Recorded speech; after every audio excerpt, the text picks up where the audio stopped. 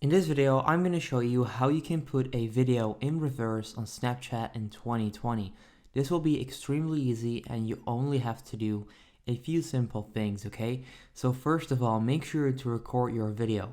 So I'm going to do that right now. Let's just hold this and there you go. So right now I'm recording and I'll end this video on my mouse right there. Now, this is the video that I just made, okay? So I'm starting to film I'm starting with my keyboard, my screen, my microphone, and then my mouse. So what I'm gonna do next, I'm gonna swipe to the right, and then you'll see all of these different filters, right? So I'm gonna skip all of these, and then right there, you'll actually see the reverse effect. So as you can see right there, it's now ending with my keyboard and starting with my mouse. Then my microphone, my screen and keyboard. So right now the video is in reverse, and that's exactly how you can reverse a video on Snapchat.